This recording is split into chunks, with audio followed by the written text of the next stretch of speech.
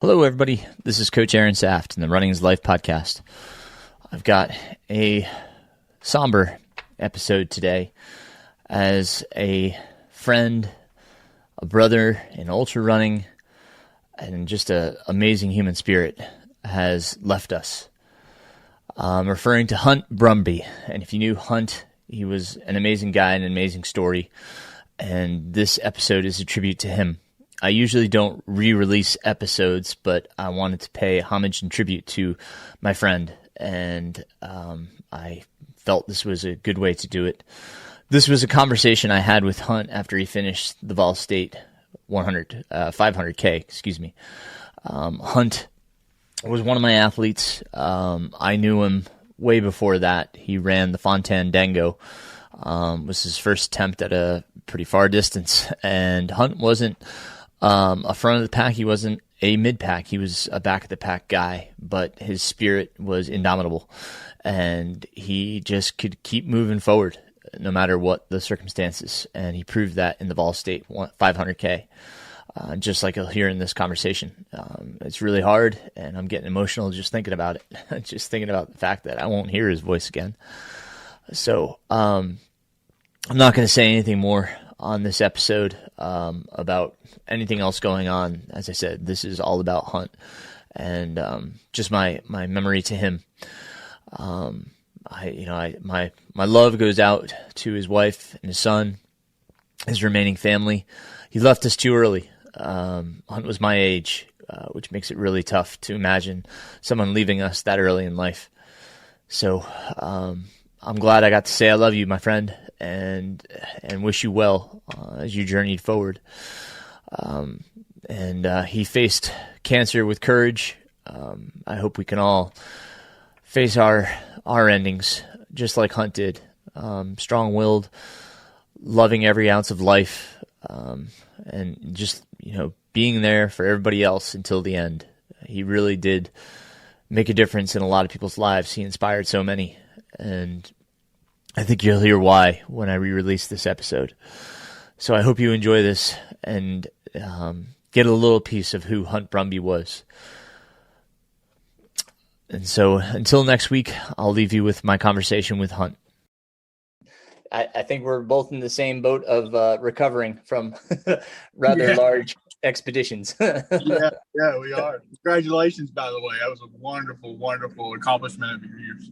Well, obviously yours was magnified to the nth degree by completing the Vol State, man. And I can't wait to talk about that because, I don't want to spoil things, but when you first, said, "Hey, can we do this?"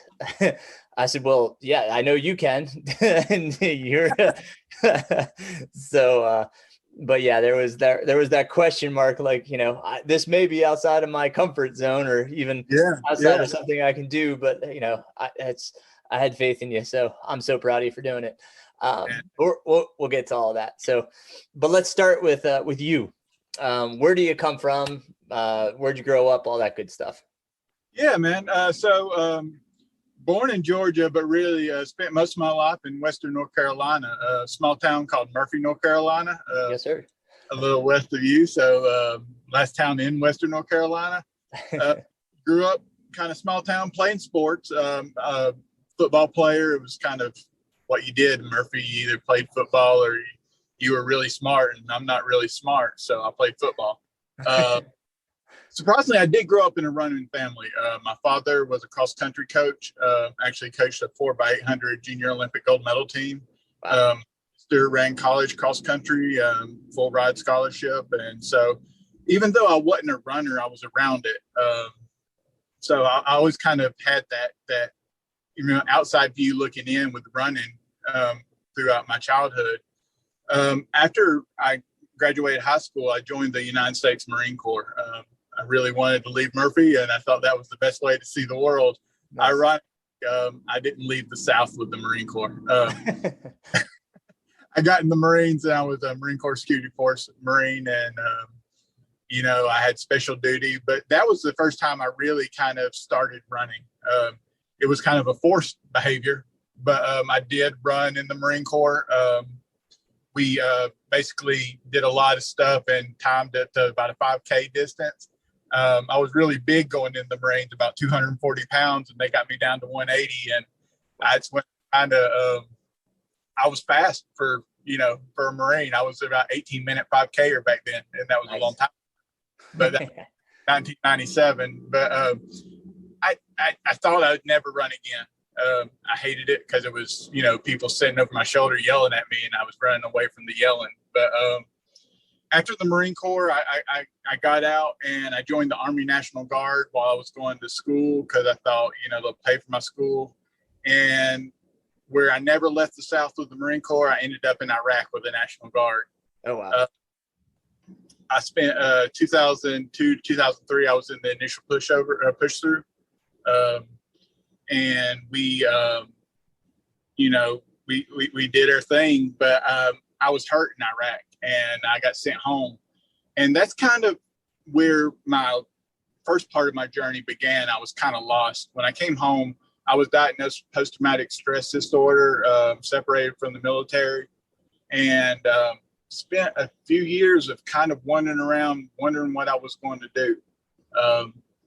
And not just activity-wise, just in life in general. You come home, and the weird thing was that Iraq went on for so long in Afghanistan that, I had, a 3-year-old or a person who was 3 years old when I went over, served in the same war as I did. So not only was I was coming home trying to readjust, I was watching it every day on the news. And, so I had some years where it was tough. I became a truck driver and I liked it because it was solitude. But also the byproduct of that was I blew up to 330 pounds. Just lethargic, lazy. The lifestyle is not conducive with being healthy.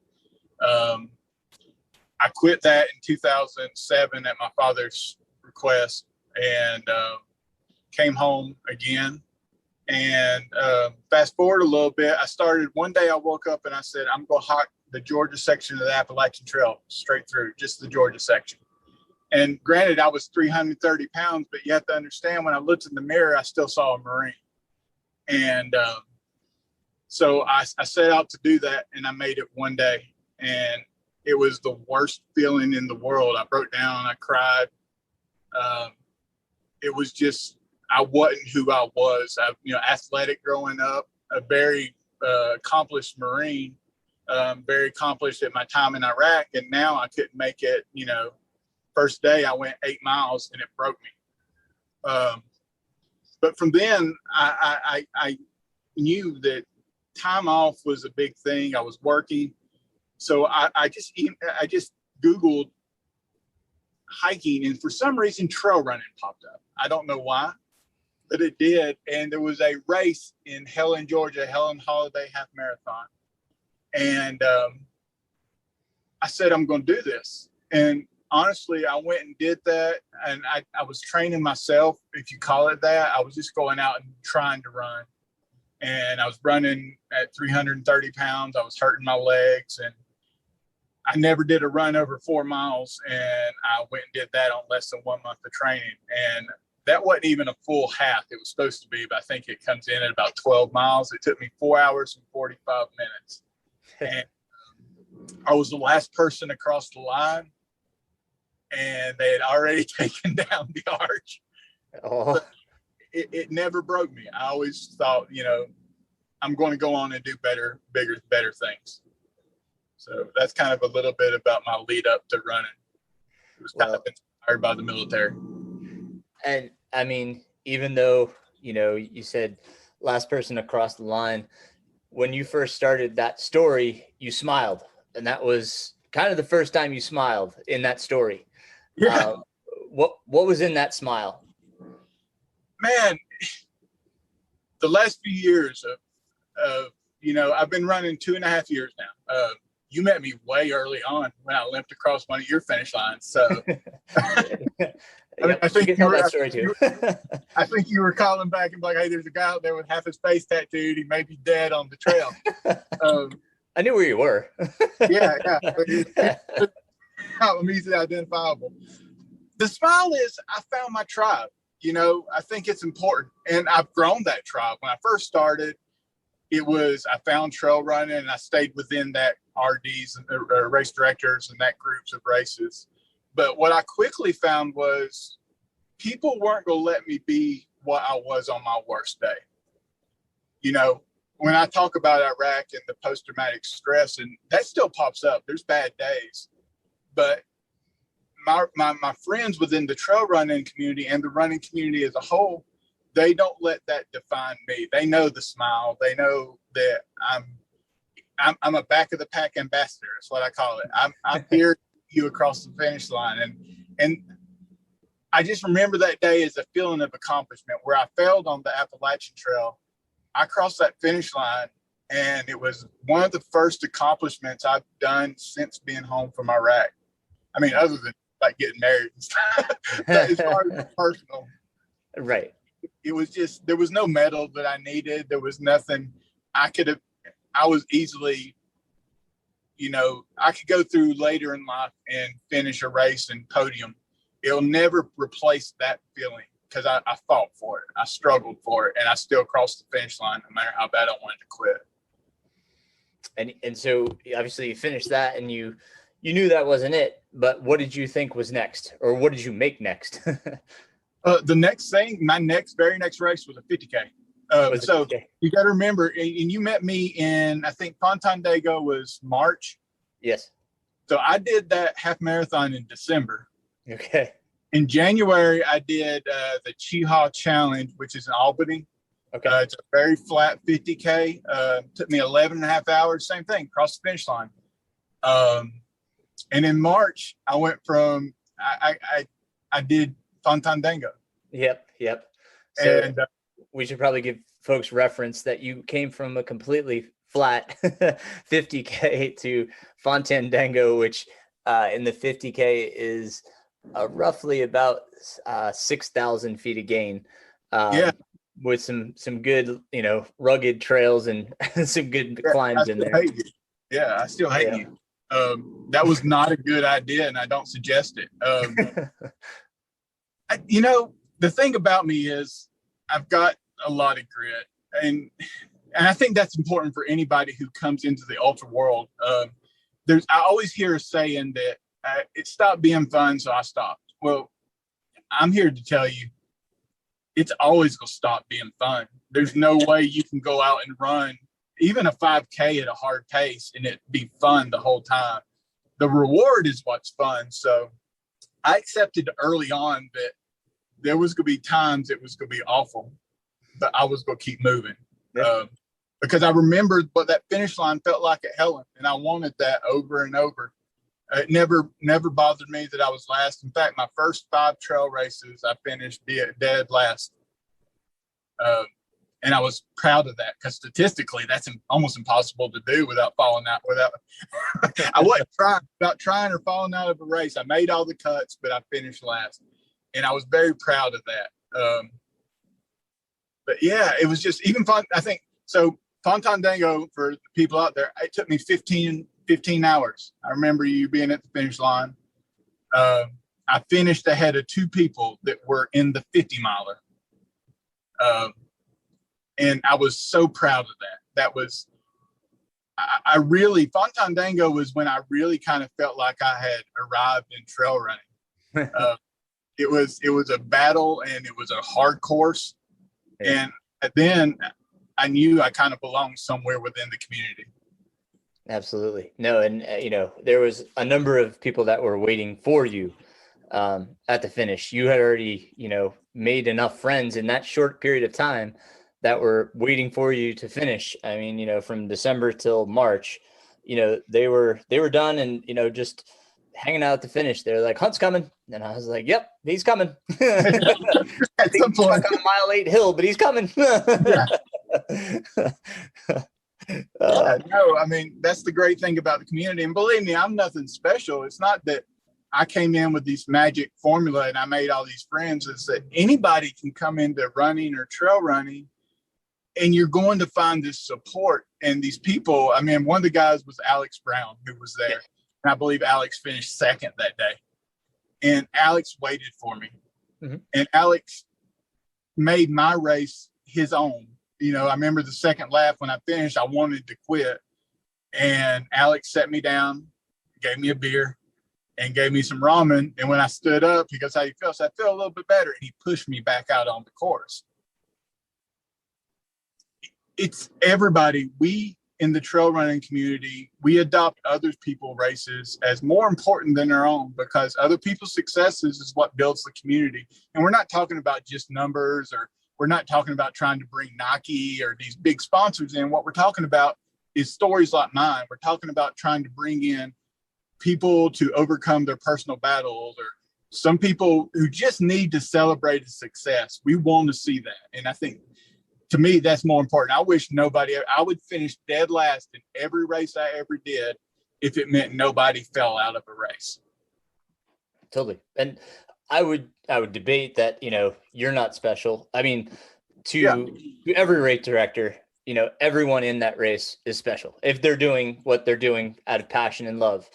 And I think everybody that is in that race feels the same way about everybody else, because when they come upon somebody, are you okay? Do you need anything? It is very rare that I ever see or hear somebody, come by, or, hear a story that that person's just a jerk. No, it's rare. It is a very caring community. And, we are all like, we're brothers and sisters to one another, because we all share in one common goal, and that's reaching that finish line. So I think we're all special to one another. And I think to the RDs, I think everybody in that race is someone very special, and we care that you make it to the finish line. That's our ultimate goal for the runners. So, to say you're not special, I think you were more special because I got to know you a lot longer. Yeah. No, believe me, I get my money's worth out of every race. And it's fantastic, because that's what we're there for. We're there for those stories. And I think that's what inspires more people. Like, we always hear the story of, let's just take Hard Rock for his example. We always hear the stories of the Francois Dehane. All of these podcasts are trying to get these big names, the Dylan Bowman, the Sabrina Stanleys. But like, I don't find as much inspiration in their stories unless there's something that they've truly overcome. When I hear the stories of, the people that are back of the pack, those are the stories that I want to hear. I want to hear about their perseverance. What made them persevere that hard? And I think that's what's great about you, and especially with Vol State. That's the story I really want to hear, because that's the ultimate story of perseverance. So far as running goes, obviously.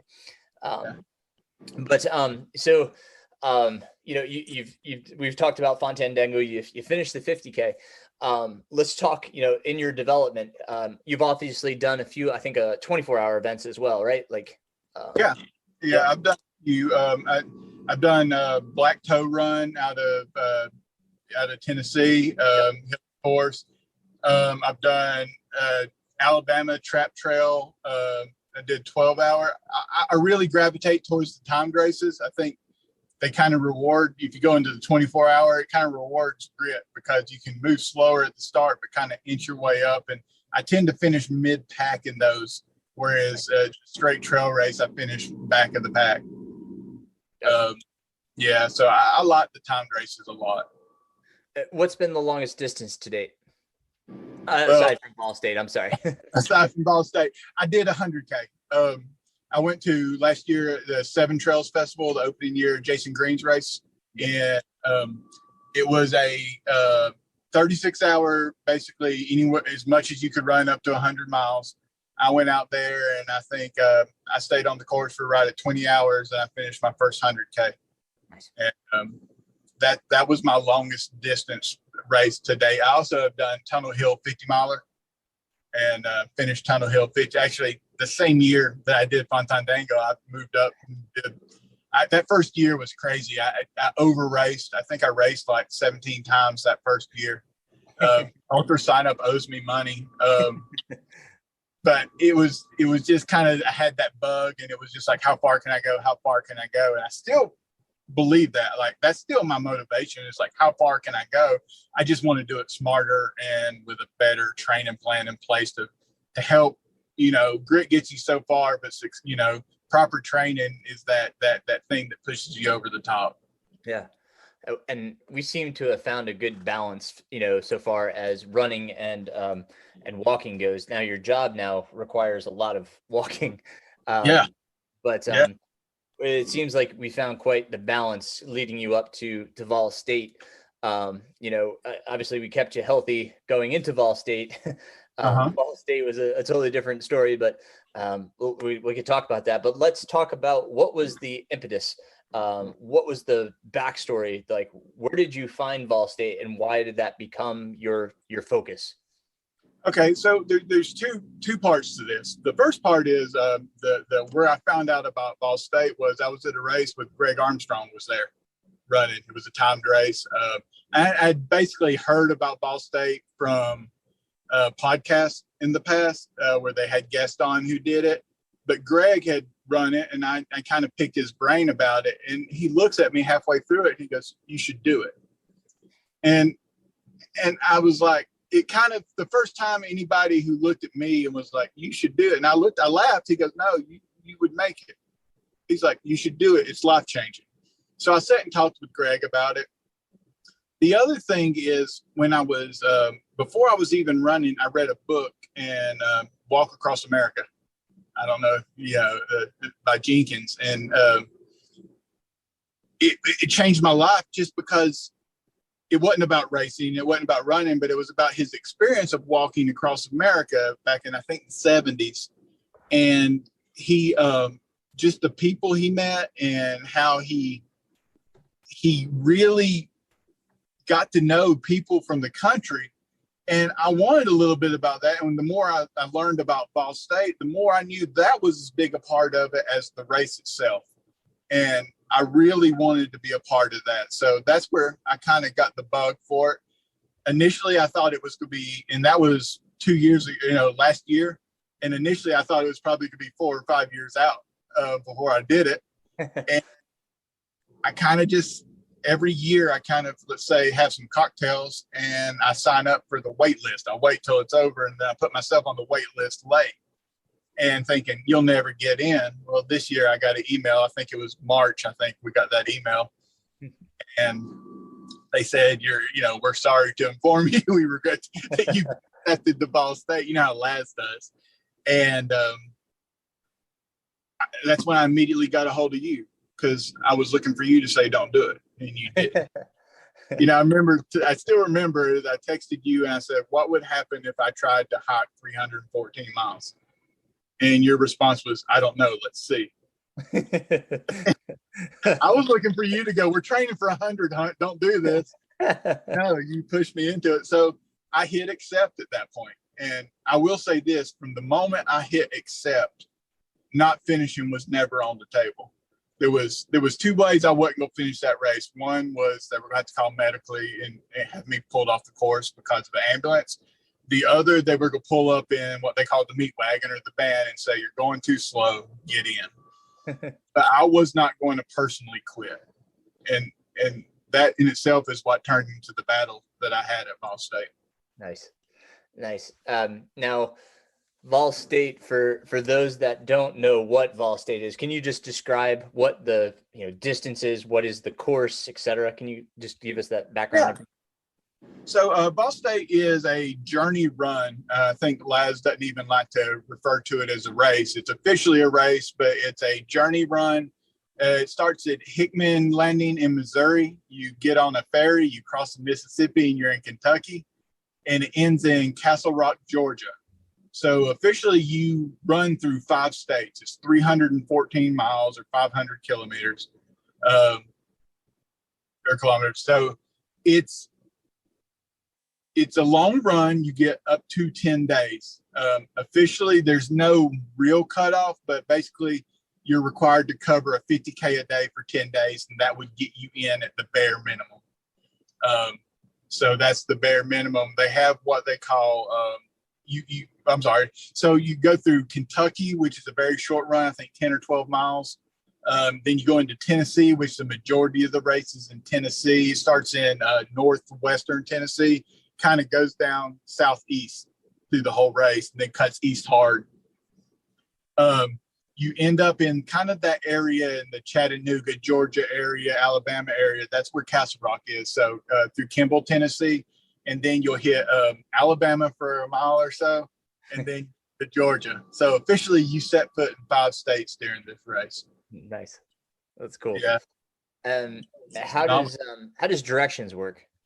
So you can print off. Believe me, this race is not very big on giving you handouts of how to do it. You are required to go on the website and pull the turn by turns off if you need them. So you can print. I printed all the directions onto one sheet of paper and put it in my pack. Also had a GPX file with turn by turn that I loaded on my phone, and that's what I used the majority of the time. I never had to really refer to the paper directions. There was only at the start, there's a lot of turns, but then you get into these where it's like 20 something mile stretches of the same road.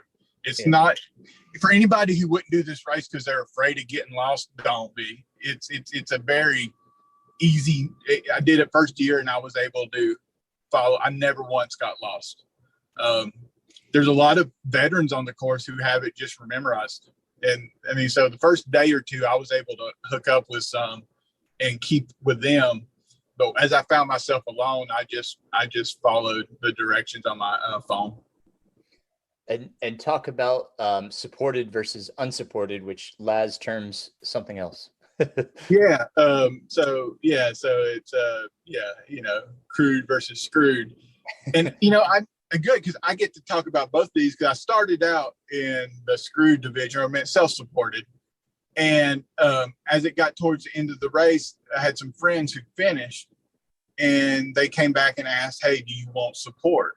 And they asked, and I said, yes, because the most important thing to me was the finish. So you can do it in the crew division, which means you got help. You've got a crew. They can ride in a car. They can pull up ahead. The only requirements are that they not stop on the road. They have to pull off the road completely, but they can have your food ready. You can sleep in their vehicle.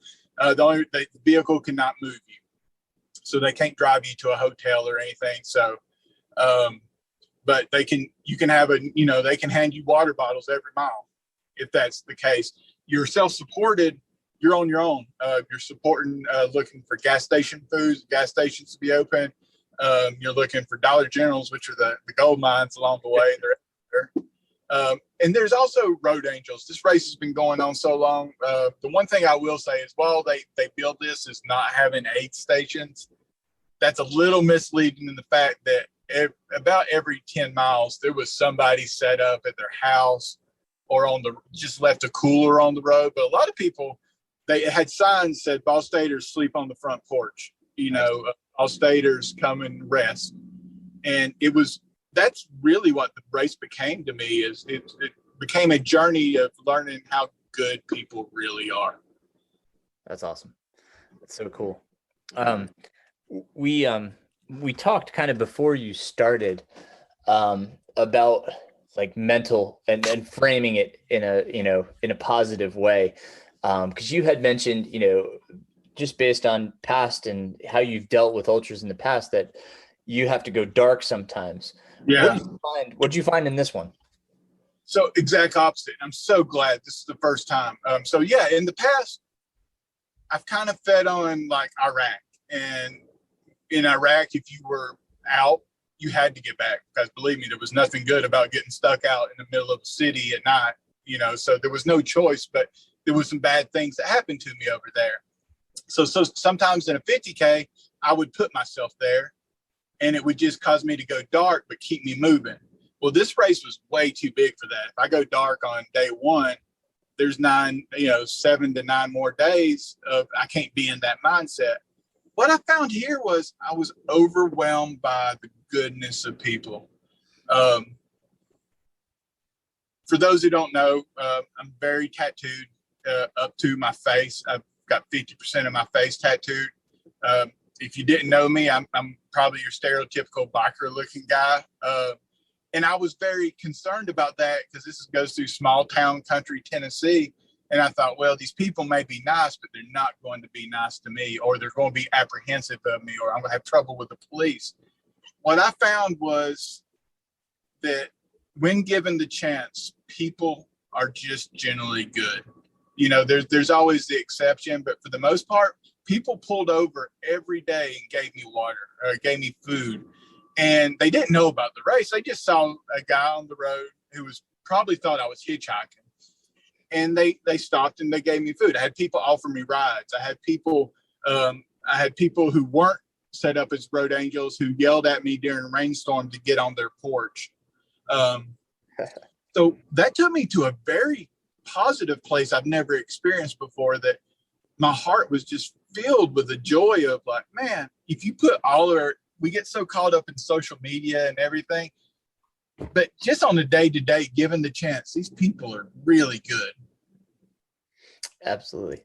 And so I would encourage folks to, find your social media, your Facebook, especially because you did a lot of Facebook lives.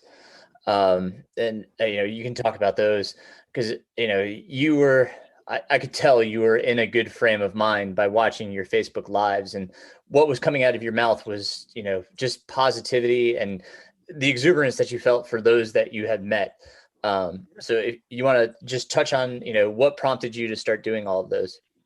Yeah. So actually I made the conscious decision. I said, the one thing before the race, I said, the one thing I will not let this race break my smile. It can break a lot of things. It may break my soul.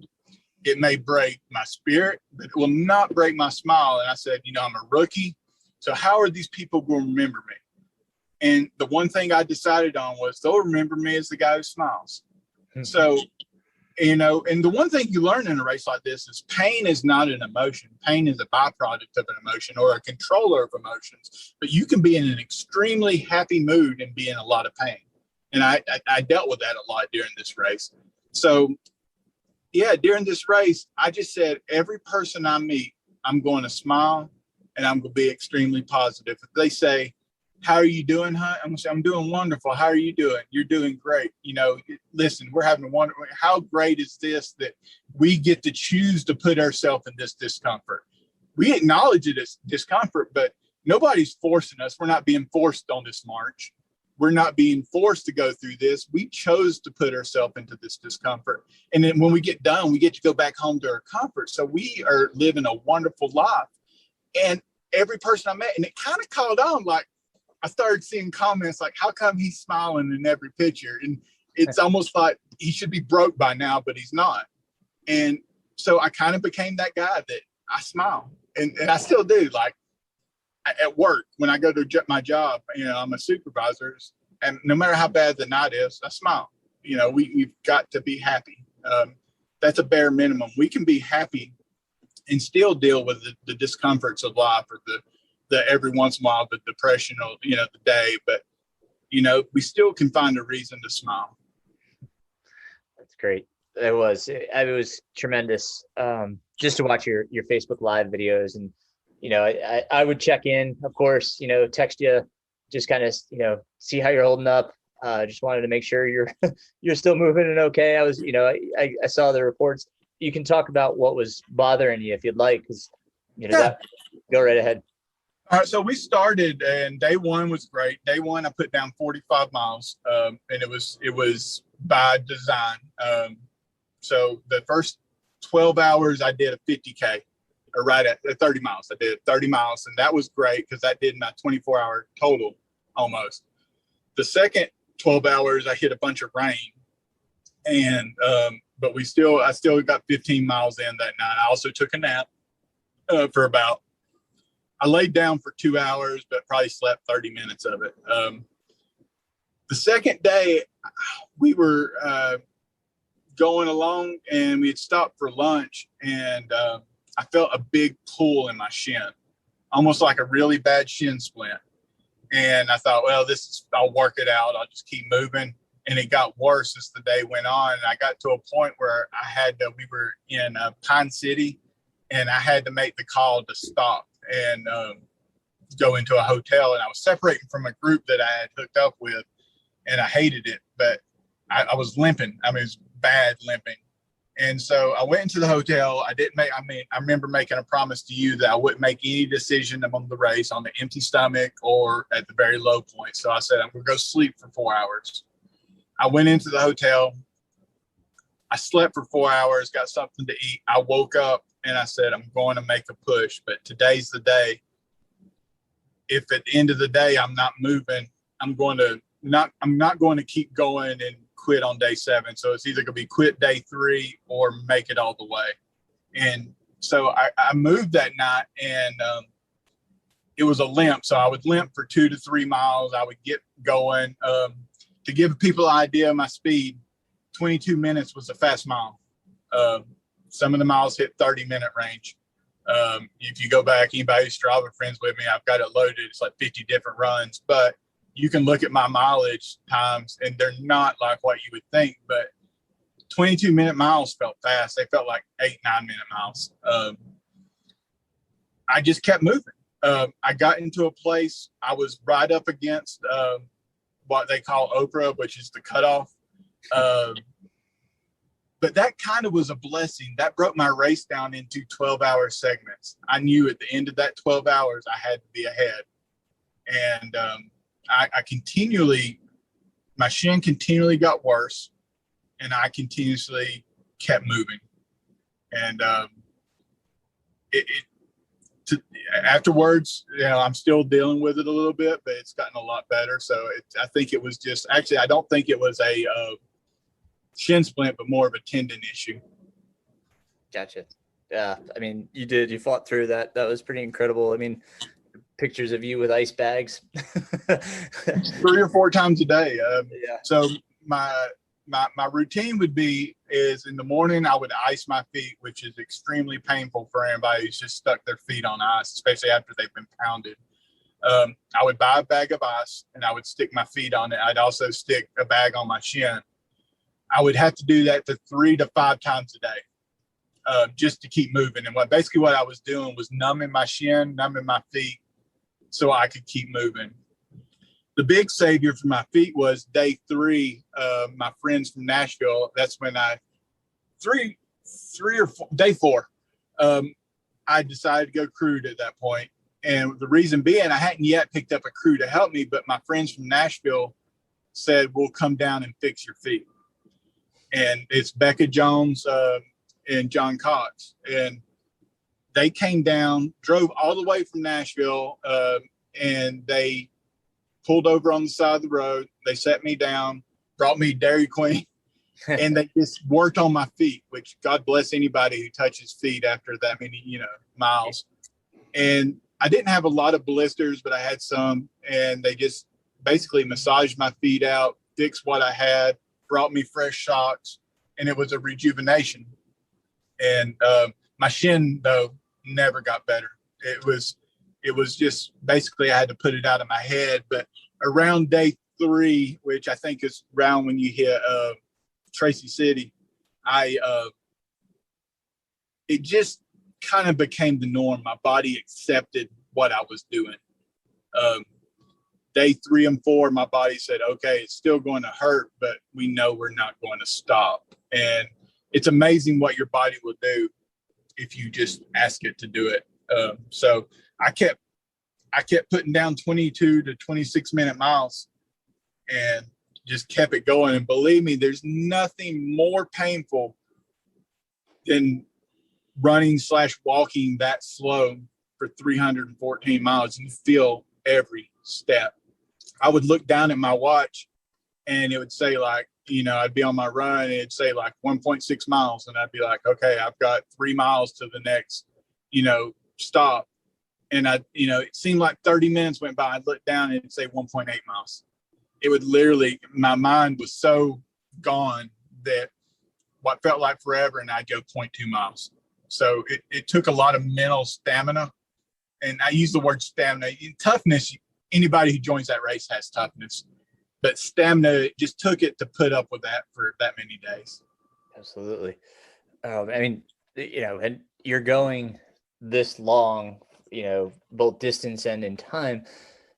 Normal gels aren't just going to cut it, man. So talk a little bit about what did you do to sustain calories?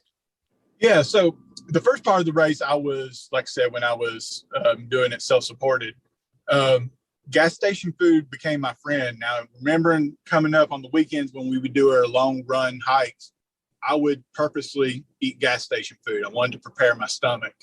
The big things it became calories over taste. My favorite staples were chocolate milk, 240 calories, and you could down them quick, easy on your stomach. So when I stopped, what I would usually do is get 2 Gatorades and a chocolate milk, and then I would eat a candy bar of my choice, and then I would buy 3 Payday bars because they don't melt. And I would put the Payday bars, man, they're 240 calories a piece, and I would put them in my pack. Now, there was plenty of times I probably became calorie deficient on this, but I wasn't moving fast enough where it affected me the same way it would in a 50K. I did carry a bladder for water, and I always tried to have 2 Gatorades in my pack. Now, the one thing to remember is my pack probably was 25 pounds total with food, water, and everything. So this is not a carry a little pack. This is you're carrying some weight. What pack did you use, by the way? I used a Ultimate Direction FKT, and it's 20 liter.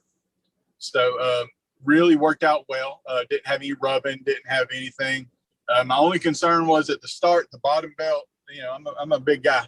I think I started the race 235 pounds, which is much better than the 330 I was a few years ago. But I started the bottom belt didn't want to snap without being tight. I can tell you at the end of the race, I couldn't keep my shorts on. And that's not like an exaggeration. I was literally had to tie something to keep my shorts up, and they were drawstring. That's awesome. So I don't know how many calories I was burning a day. I was eating when I became crude, my diet totally changed. I would go 2 to 3 miles and I would stop, and my crew was putting pizza in me, Doritos, chocolate milk. I was probably eating, once I became crude, I was probably eating 6,000 calories a day. And I lost 21 pounds during the race. Wow, man. Oh, geez, that's insane. What was the best meal? What was the thing that, like, you know? Oh, easy, man. Easy. Sonic. Oh, yeah. we came into, and excuse me for not remembering exact towns, but it's first time. So I came into a town, I don't think, maybe Jasper, and there was a Sonic open, and I went and had 2 double bacon cheeseburgers, a large tater tot, a large Coke, and a large 44-ounce cherry limeade. And I ate that in like 4 minutes. Like literally, I ate that meal, and on the way out of town, I was eating Payday candy bars. But it was so good. You don't know. Like I stopped, and those double bacon cheeseburgers, the salty and savory, and oh man, I wanted to cry. Like, you know how they have the quotes at the end? It's like, mine was all about food. It was like, lads, they picked the quotes just from the conversation you had, and they were asking me, and I was like, and one of the things I said was, "It's been a long time since I cried in front of strangers, but that Twinkie was good, and it was deserved tears." That was not a lie. I cried once when somebody gave me some Twinkies, and it was so good. I sat there and tears involuntarily ran down my face. It was so good. I was just like, this is so processed and so perfect. So processed and so perfect. The 2 P's. Oh my God, that's tremendous. I love it. Oh my gosh. I think mine in Hard Rock, we went into this aid station, and for some reason it was just the way they did it. They crumbled the bacon into the eggs, and that was my moment. Like that I had been presented it in many different ways over the course of Hard Rock, but just having crumbled bacon in the eggs, it just, oh my God. Like I was like, can I have another one of those, please? That was wonderful. That is awesome. No, that makes the biggest difference. Like I limped into that town, and I will say, like, while I was eating that meal, I didn't remember my shin, and I didn't care about the fact that I was getting ready to go into one of the, I didn't know at the time, but I went into one of the worst hallucination nights of my trip. Just awful. We had to climb this pass. I guess it seemed like a pass at night, but it was a climb, and I started hallucinating hard, and I'm not used to that because I hadn't gone deep a lot. And so hallucinating on highways is a iffy point. Yeah.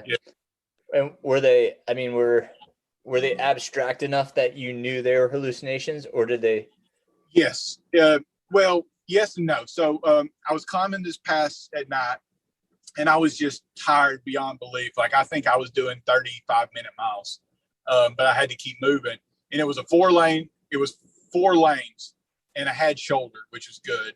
But I was going up, and there was big rocks on the side. Like as you got higher, there was big rocks, and one of the things I saw was like a missile sticking out of the top of the rock. And I said, well, that's from your military. You're thinking about missiles. But the one thing that was dangerous was I kept hallucinating benches in the road. Yeah. And I wanted to sit down, but I was able to go. Nobody would put a bench in the road. Now, one time I did sit in the road, and I had to immediately go get up. Now, the one thing I did hallucinate, and I knew it was wrong, is Jeff Goldblum. Jeff Goldblum, huh? Yes, greatest hallucination ever. I would see him, and he was at the top of the hill, and he was talking to me, and he was, yeah, I can't do the voice, but he was like, you're moving slow, and I would get close to him, and he'd be up, and he's what got me up to the top hill. But the one thing I'll say is when I got to the top, it turned into 2-lane windy going down, and I was like, I can't, it's dark. I'm because every step I would take, I was doing the stumble steps where you take a step and I would take 2 steps to the left and 3 steps to the right. And I was all over the road. So I did have to make the conscious decision when I got to the top of there to sit down on the side of the road and take a nap. Good. Yeah. Mine and Hard Rock were like noticeably stupid, like it became like a joke, like I saw like there was a river. And I, pointed with my pacer. I said, "Hey, look, bumper cars." Like and he knew it was like, "All right, man, just keep moving forward." We knew it was stupid, but it was comical. Like I would say what I'm seeing, and I knew that there's no possible way that we're in this rural mountains and there's bumper cars, so it was almost comical.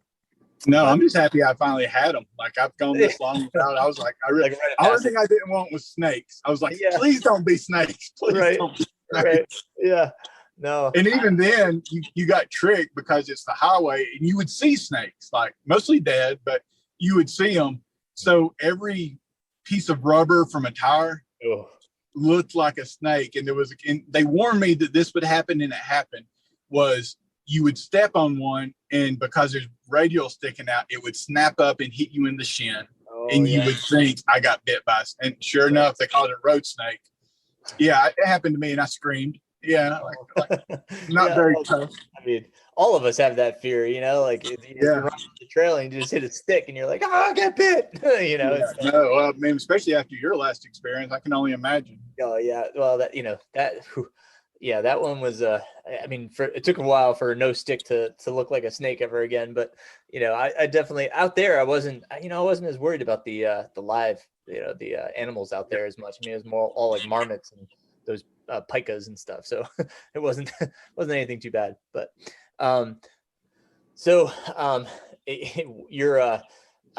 you're moving through. I think where are we now in the race where you're hallucinating? What day are we on now? Day 4 or 5. Day 4 or 5. Okay, so hallucinations are already starting at day 4 and 5. Did you get some sleep after that? I did. Now the thing about sleep in Ball State is if you stop, you're in so much pain. Sleep at like Road Angel places usually that have cots or something, and I would lay down for 2 hours. Now that's why I would lay down for. I would sleep maybe an hour. If I went to a hotel, I would stop for 4 to 5 hours, and that would involve showering. I did a hotel 3 times. Okay.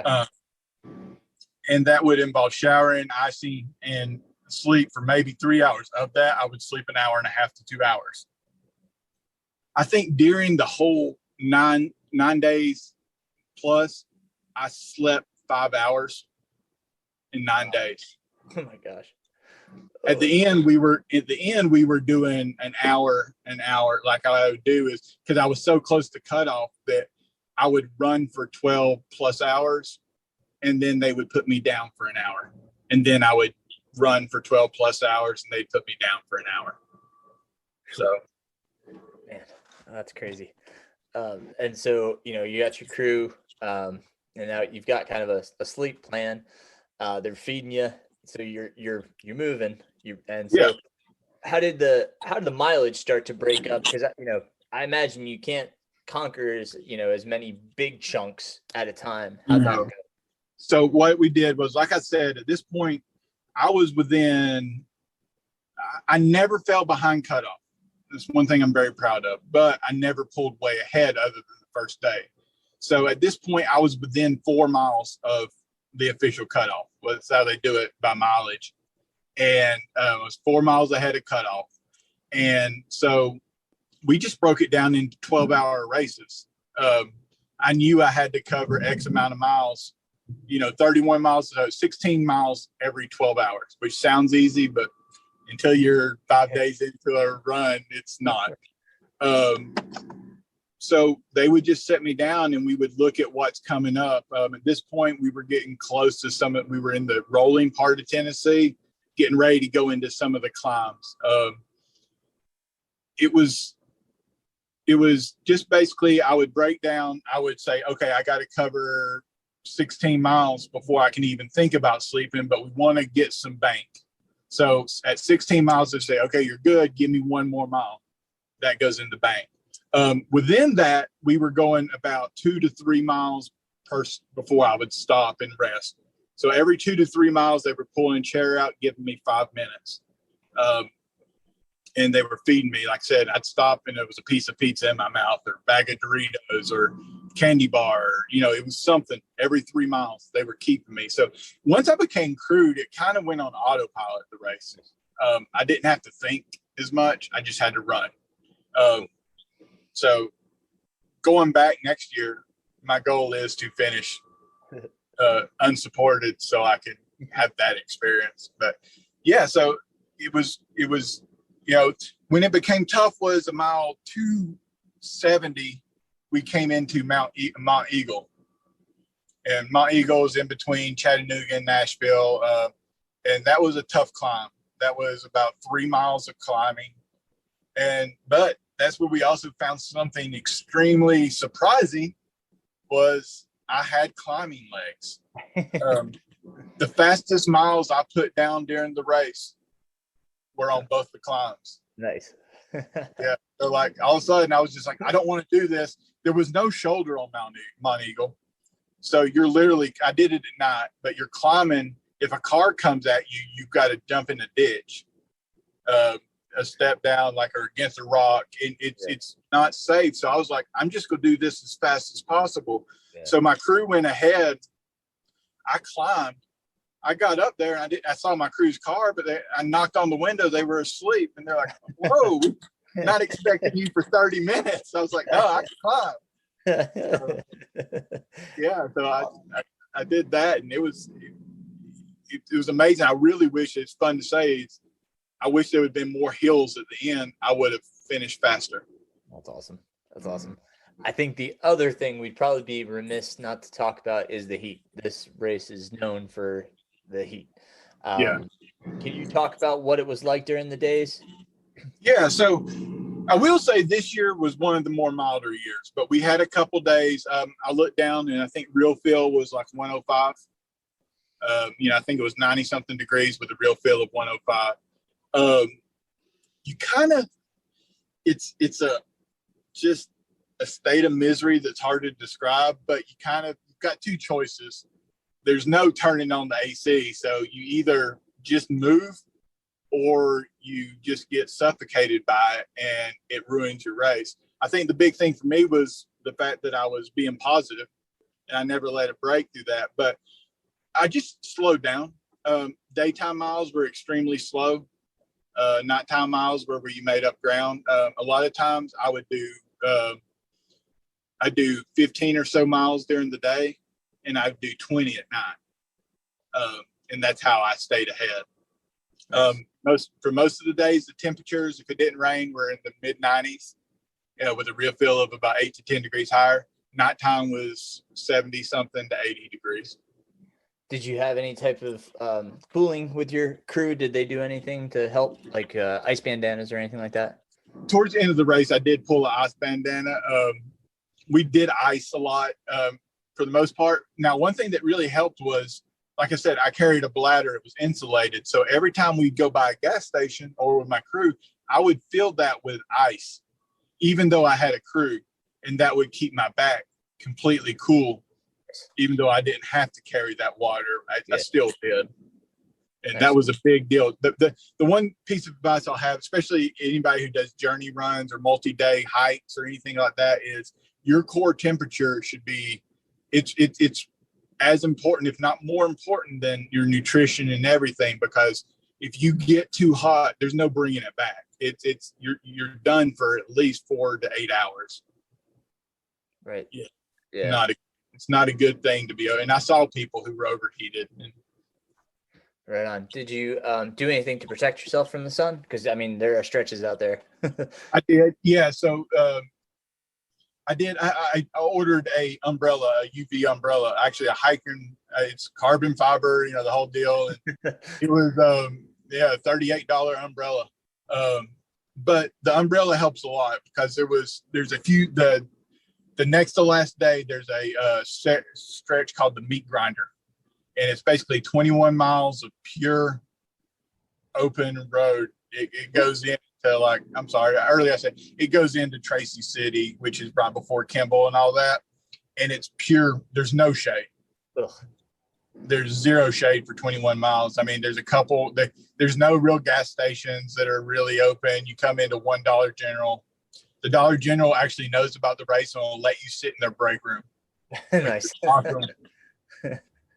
But yeah, so no, I used the umbrella when I could. I actually got so delirious though. I was using the umbrella, but then every time I would come into my crew, I wouldn't have it over me and I'd have it up. And that way you do it. And I was like, I don't know. When I got really bad going into War Trace, Tennessee, funny story was I went into War Trace and somebody called the police on me. Oh.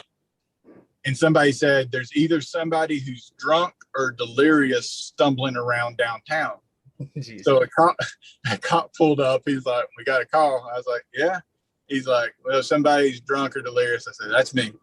He goes, and he knew about the race. He says, you in that walk? I said, yeah. He goes, you stumbling around? I said, well, 200 and something pounds. I step off a curb. I said, I'm tired. He goes, yep, I can see that, and drove off. So basically, the cop called me fat and left me. But it was cool, So I was very delirious at points, but in control. If you've been there before. Man, that's incredible. So you get through the meat grinder, and where does that leave you with? How much to go? Just about. There it drops into like near Kimball. So from there I dropped it. I probably had 30 miles left. Wow. And how were the last 30 miles? Good and bad. So I got in, we do a big drop into the town before Kimball, and it's like a 3-mile drop, and it's, your quads are killing you. And there's, once again, no shoulder.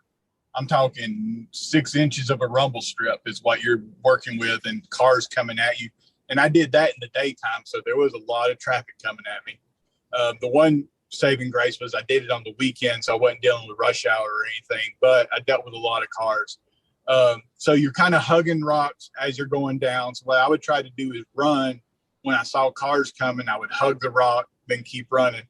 Basically, Laz has never saw a road he didn't think was okay to run down. So I got down there and I was really hot, really tired.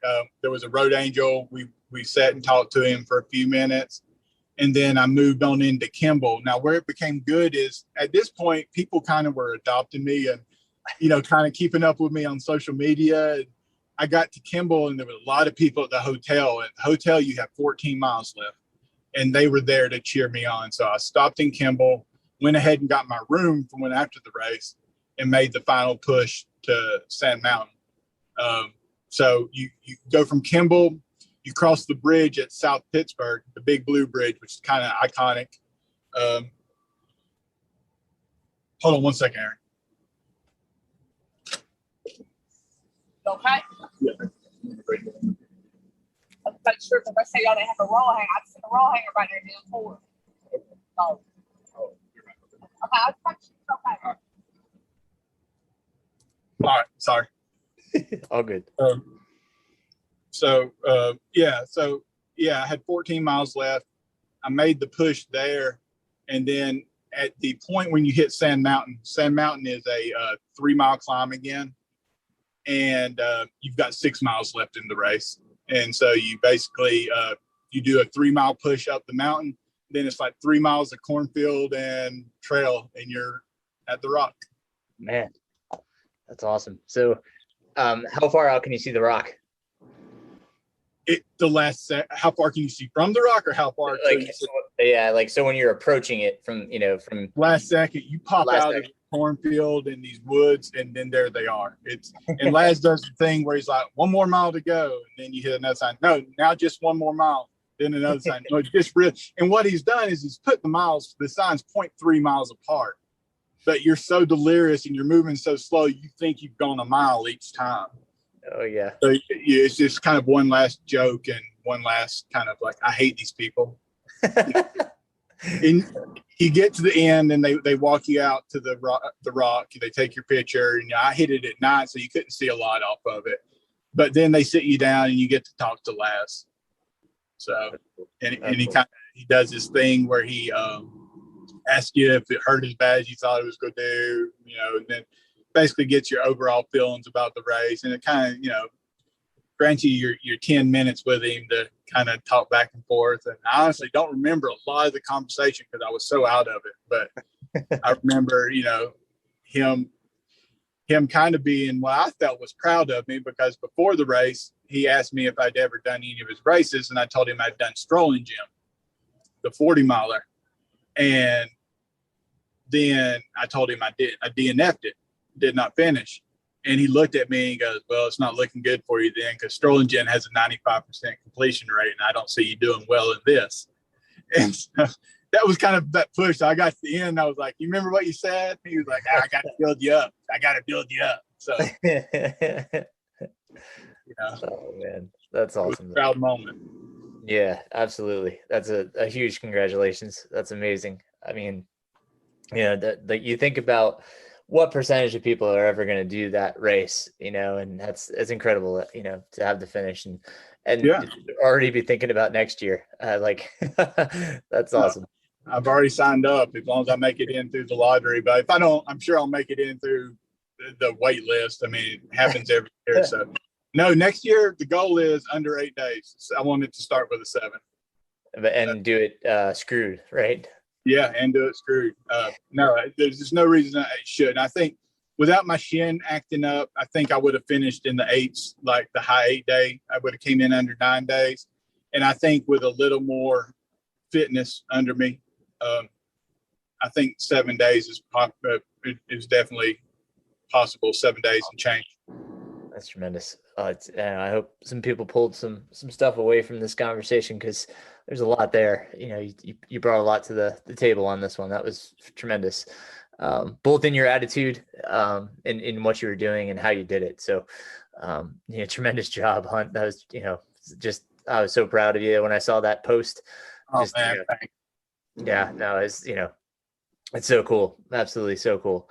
Your journey to this, it's been brief, but you've done a tremendous amount in such a short amount of time. So cool. And I think you can give a lot of hope and inspiration to a lot of folks, because your journey from 330 to now, it's you're doing amazing things, dude. So thank you. Thanks, man. Thanks. Yeah. Any final words that you want to impart to folks? Yeah, basically, if you want to do something, do it. Don't ever, I've got to say, what if has killed a lot of great adventures. Don't worry about it. By all means, train smart.